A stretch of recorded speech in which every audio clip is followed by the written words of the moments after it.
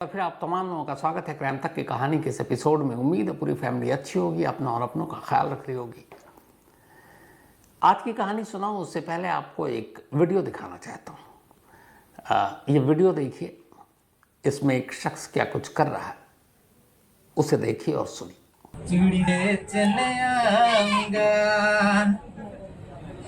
जब मैं रह ना पाऊंगा तो तेरे पास रे सोना, धूल बेचन आऊंगा। सुन के आवाज घर से बाहर निकल कुछ दूर। तो इस शख्स का गाना सुना आपने, और ये घर की तस्वीर है। उस घर के अंदर शायद फर्श पक्की नहीं है, मट्टी है, मट्टी की क्यारियाँ बना रहा है और उन्हीं के साथ वो एक गाना गाता जा रहा है। बीच बीच में थोड़ा से उसके तेवर, उसका गुस्सा भी आता है, लेकिन गाना गाया जा रहा है और मिट्टी के साथ खेलता जा रहा है। लेकिन गाना गाया जा रहा है और मिट्टी के साथ खेलता जा रहा है। तो इसका ये खेल भी देखा आपने और ये गाना भी सुना। इस तस्वीर में अभी तक ऐसी कोई चीज़ नहीं है, लेकिन इसके आगे की तस्वीर ना आप देख पाएंगे ना मैं दिखा पाऊंगा। तो उस तस्वीर को रहने दीजिए, उस तस्वीर की कहानी बताता हूँ। जिस जगह पर, जिस घर के अंदर ये शख्स बैठा हुआ इस वक्त मिट्टी से खेल रहा और साथ में गुनगुना रहा है, उससे मुश्किल से 8 से 10 कदम की दूरी पर उसकी दाईं तरफ इसी घर के अंदर एक पूरे कमरे में लाश के छोटे छोटे टुकड़े बिखरे पड़े हैं। उन टुकड़ों की मौजूदगी में 8-10 कदम दूर बैठकर ये गुनगुना रहा है और इस मिट्टी के साथ खेल रहा है। जो लाश के टुकड़े हैं वो एक महिला के हैं, और वो महिला कोई और नहीं, इसी शख्स की माँ है, सगी माँ। बस यूं समझिए कि करीब आधे घंटे पहले, ये जो आप इसकी तस्वीर देख रहे हैं, ठीक इससे आधे घंटे पहले इसने अपनी माँ का पहले गला घूंटा। जब वो मर गई तब इसने कुल्हाड़ी उठाई और अपनी माँ के टुकड़े करने शुरू कर दिए। इतने सारे टुकड़े की सोच से भी परे की चीज़ है। घर के जो बाकी मेंबर थे उसको इसने एक कमरे में बंद कर दिया था। इसके बाद उसी कमरे में दूसरे जो बाहर जहाँ टुकड़े किए वहाँ उन टुकड़ों को छोड़ा और अब आकर यहाँ पे मिट्टी के साथ खेलने लगा और गाना गाने लगा। ये दहला देने वाली तस्वीर छत्तीसगढ़ के जशपुर की है। जब ये सब कुछ हो रहा था तभी घर के अंदर कमरे में बंद लोग, कुछ महिलाएं चीखने लगी। जब वो चीखने लगी तो आस पड़ोस के लोगों तक आवाज़ गई। जब आवाज़ गई तो उन्होंने चीख कर बताया कि अंदर क्या हुआ। एक शख्स ने झांक कर देखा, वो दहल गया, वहाँ से उल्टे पैर भागा। उसने पुलिस को खबर दी। थोड़ी देर के बाद अब पुलिस मौके पर पहुंची, लेकिन जैसे ही पुलिस मौके पर पहुंची अब वो शख्स पुलिस पर हमलावर हो जाता है उसी कुल्हाड़ी से जिस कुल्हाड़ी से उसने कुछ देर पहले अपनी माँ के टुकड़े किए थे। करीब 3 घंटे लगते हैं पुलिस को इस शख्स पर काबू पाने में। 3 घंटे बाद कहीं जाकर इस शख्स पर काबू पाया गया, उसे थाने ले जाया गया और अब उससे पूछताछ हो रही है। जो वहाँ के पुलिस अफसर हैं उनका ये कहना है कि फ़िलहाल उसकी बातचीत से, उसकी पूछताछ से ऐसा लगता है जैसे उसकी दिमागी हालत ठीक नहीं है। लेकिन घर वालों का ये है कि अभी तक वो बिल्कुल ठीक था, अब ये पता नहीं क्या हुआ। पूरा घर दहशत में था। पुलिस के बाद वो लोग भी आज़ाद हुए और उसकी गिरफ्तारी के बाद जब पुलिस उस कमरे में पहुंची जहां लाशों के टुकड़े बिखरे पड़े थे, वो मंजर देखकर पुलिस वालों की भी हालत ख़राब हो गई। तो पूरी कहानी तो आपने सुन ली, अब इसका गाना एक बार फिर सुन लीजिए, क्योंकि अब आपको एहसास हो जाएगा कि इस गाने के पीछे की कहानी की असलियत क्या है। चिड़िए चले आऊंगा जब मैं रह ना पाऊंगा तो तेरे पास रे सोना, धूल बेचन आऊंगा। सुन के आवाज घर से बाहर निकल कुछ दूर। तो ये अफसोसनाक कहानी थी छत्तीसगढ़ के जशपुर की। अब पुलिस उसका मेडिकल चेकअप कराएगी, डॉक्टरी कराएगी, फिर जो भी रिपोर्ट आएगी आगे उसी हिसाब से कार्रवाई की जाएगी। लेकिन एक बेटा अपनी माँ को मारने के, अपनी माँ के टुकड़े करने के बाद अगर इस तरह गाना गा रहा है, क्या ही कहेंगे इसको।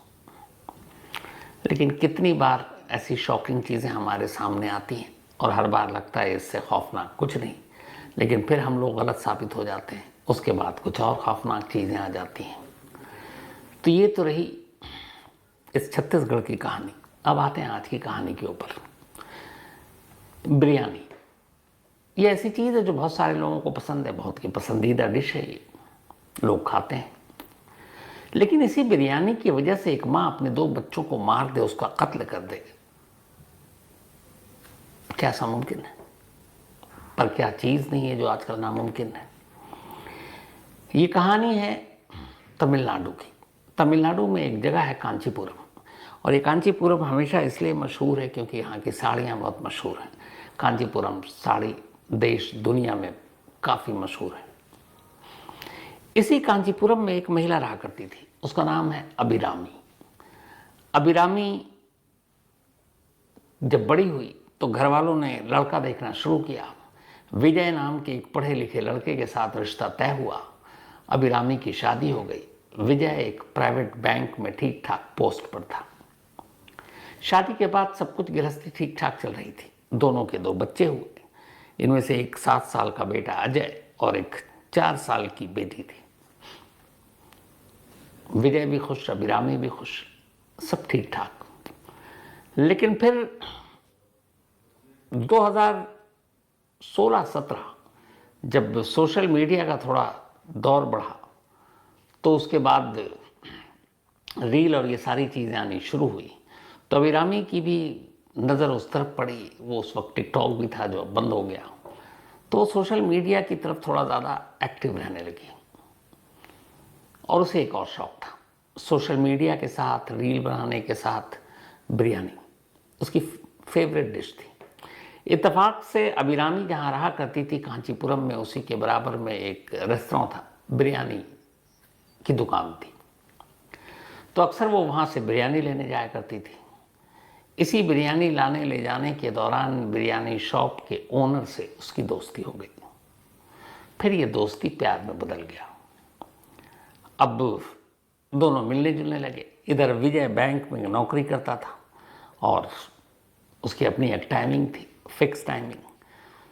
तो इसका भी फ़ायदा अभिरामी को होता, बच्चे छोटे होते, बिरयानी ओनर जब तब उससे मिलने के लिए घर पे पहुंच जाता। लेकिन ऐसी चीज़ें बहुत दिनों तक तो छुपती हैं नहीं। आखिरकार एक बार ये बात उसके पति को पता चल गई। जो बिरयानी ओनर था उसका नाम था मीनाची सुंदरम। तो सुंदरम और अभिरामी के बीच में इश्क पनपने लगा था, और वजह थी यही बिरयानी, क्योंकि वो अक्सर बिरयानी लेती, उसी शॉप पर जाती, लेकर आती, और फिर सुंदरम और उसमें प्यार हो गया, मिलने लगे। बच्चे इतने समझदार थे नहीं। लेकिन धीरे धीरे वक्त बीता और विजय को कहीं ना कहीं शक हो गया। अब जब विजय को शक हुआ तो उसने नज़र रखनी शुरू कर दी। अब अभिरामी को ये पता था कि विजय बेशक बैंक में है, लेकिन उसके पीछे में कुछ ना कुछ लोगों को उसने इस काम पे लगा रखा कि वो पता करे कि उसके पीछे में घर में कौन आता है। और ये साबित भी हो गया। 1-2 बार जब सुंदरम आया, विजय को पता चल गया, उसने बैंक से ही फ़ोन किया।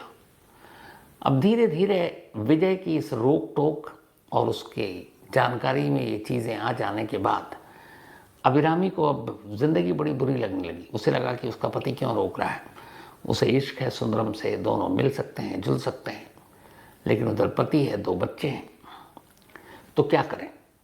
इधर ये भी था कि 2 बच्चे, अब धीरे धीरे उसके मन में आ रहा कि ये बच्चे भी बोझ हैं।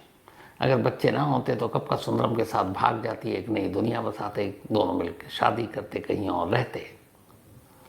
अब ये सारी चीज़ें दिमाग में चल रही है, धीरे धीरे मिल रहे हैं। इधर बंदिशें इतनी हैं कि अब विजय को हमेशा पता चल जाता कि कब अभिरामी घर में है, कब बिरयानी की शॉप पे है, कब दोनों घूमने गए हैं। तो इसी रोक टोक के बीच में आखिरकार अभिरामी ने एक फैसला लिया, एक बहुत ही खौफनाक फैसला। उसने सुंदरम के साथ मिलकर यह तय किया कि वो अपने दोनों बच्चों को मार देगी, और मारने के बाद फिर उसकी कोई जिम्मेदारी बचेगी नहीं, और वो और सुंदरम भाग जाएंगे और दोनों कहीं किसी गुमनाम जगह पर जाकर एक नई जिंदगी शुरू करेंगे। पहले तो उसका प्लान ये भी था कि पति को भी मार दे ताकि फिर कहीं भागने की ज़रूरत ना पड़े, लेकिन उसे पता था कि पति को मारने पर फिर बहुत सारी चीज़ें होंगी, हो सकता है पुलिस पकड़ ले। बच्चों की मौत को किसी तरह छुपाया जा सकता है, ये उसके दिमाग में आ गई बात। सुंदरम और जो अभिरामी है, ये दोनों इस प्लान के लिए तैयार हो गए। अब इंतज़ार करने लगे। इत्तेफाक से 2018 साल और अगस्त का महीना, बैंक में कुछ बहुत ज़रूरी काम आ गए, बहुत सारे। तो बीच बीच में वीक में 1-2 बार ऐसा होता जब विजय को बैंक में पूरी रात रुकना पड़ता, लेट नाइट आता वो। तो ऐसे ही एक दिन विजय ने अभिरामी से कहा, ये बात है 31 अगस्त, 31 अगस्त, इत्तेफाक से ये भी अगस्त का महीना है। तो 31 अगस्त को विजय ने अभिरामी अपनी पत्नी से कहा कि आज बैंक में काम है और मैं शायद सुबह आ पाऊंगा, क्योंकि सारे काम को जल्द निपटाना है। जैसे ही अभिरामी को ये बात पता चली, उसने सुंदरम को बताया और सुंदरम के साथ मिलकर उसने प्लान बनाया कि जो कुछ करना है आज रात ही करना है। सुंदरम ने अब उसे आइडिया दिया बच्चों को मारने का। उसने कहा, बच्चे हैं 7 साल 4 साल की उम्र है, ज़्यादा दिक्कत हो गई नहीं, इन सबको नींद की गोली दे दो दूध में मिलाकर। एक माँ मेडिकल शॉप पर जाती है और नींद की गोली खरीद कर लेकर आती है अपने ही 2 बच्चों के लिए, एक बेटे और एक बेटी के लिए। उसे पता था कि आज रात विजय नहीं आएगा। रात को दोनों बच्चों को खाना खिलाती है, फिर सोने से पहले दोनों को दूध देती है, लेकिन उस दूध के गिलास में नींद की दवा मिली हुई थी। बेटी छोटी थी, दवा की मात्रा ज़्यादा। बेटी की मौत तो शायद रात को हो गई। अब उसके बाद इधर अभिरामी इंतज़ार कर रही है बेटे की मौत की। वो उसे हिला डुला कर देख रही है, बेटी की सांसें अब भी चल रही हैं। देर रात हो गई, उसे लगा कि ये क्या हो रहा है। फिर उसने फ़ोन किया अपने प्रेमी को और कहा कि बेटा तो अभी तक जिंदा है सुंदरम को, लेकिन बेटी मर चुकी है और पति सुबह कभी भी आ सकता है। फिर ये तय हुआ कि बेटा नींद की गोली से नहीं मर रहा है, इसलिए तकिया से उसका मुंह दबाओ और उसे मार डालो। अभिरामी यही करती है, आधी बेहोशी आधी जागी हुई हालत। बच्चा अभी पूरी तरह से मरा नहीं है। एक माँ तकिया उठाती है, उसके मुंह पर रखती है और पूरी ताकत से तब तक दबा कर रखती है जब तक उसकी सांसों की डोर टूट नहीं जाती। फिर जब उसे पता चल जाता है कि दोनों मर चुके हैं, उसके बाद वो अपना बैग पैक करती है, उसमें सामान रखती है। सुंदरम से पहली बात हो चुकी थी। सुबह सवेरे, इससे पहले कि विजय घर पहुंचे, वो सामान लेकर, गहने लेकर, पैसे लेकर घर में ताला लगाती और निकल जाती है। सुंदरम कहीं इंतज़ार कर रहा था, फिर दोनों साथ होते हैं और निकल लेते हैं शहर से, कांचीपुरम से। इधर अब सुबह ही करीब 7 बजे विजय घर पहुंचता है, देखता है घर में ताला लगा है। वो हैरान, वो फ़ोन करता है मोबाइल पर, मोबाइल स्विच ऑफ। किसी तरह वो ताला तोड़वाता है, अंदर दाखिल होता है। जब अंदर जाता है तो देखता है कि बेड पर बेटी की लाश है और दूसरे बिस्तर पर उसके बेटे की लाश, और अभिरामी घर से गायब, उसका बैग गायब। उसे फ़ौरन एहसास हो जाता है कि हुआ क्या। फ़ौरन इसके बाद वो पुलिस को खबर देता है। पुलिस मौके पर पहुंचती है, दोनों बच्चों की लाशों को अस्पताल भेजा जाता है, पोस्टमार्टम होता है, फिर फॉरेंसिक रिपोर्ट आती है जिसमें पता चलता है कि इन दोनों को केमिकल दिया गया था जो कि एक नींद की गोली थी, और साथ ही बेटे की मौत गला घोंट कर किया गया, तो क्योंकि मुंह पे तकिया रखा था। अब बच्चों की लाश घर में, माँ गायब। पुलिस तफ्तीश शुरू करती है मोबाइल के सहारे, फिर पता। इसी दौरान में स्टेटमेंट देता है विजय कि उसकी वाइफ और सुंदरम के बीच में अफेयर था, जिसको लेकर उसने अक्सर उसे डांटा। पुलिस जब सुंदरम की बिरयानी शॉप पर पहुंचती है तो वो भी बंद, भागा हुआ। अब पुलिस को यकीन हो जाता है, दोनों को ट्रैक करने की कोशिश करते हैं और आखिरकार मोबाइल के ज़रिए दोनों का लोकेशन पता चलता है कांचीपुरम से कुछ दूरी पर, और पुलिस की टीम दोनों को गिरफ्तार कर लेती है। गिरफ्तार करने के बाद जब उन्हें लाया जाता है, पहले तो दोनों गुमराह करते हैं, लेकिन फिर बहुत सारे सबूत उनके खिलाफ थे।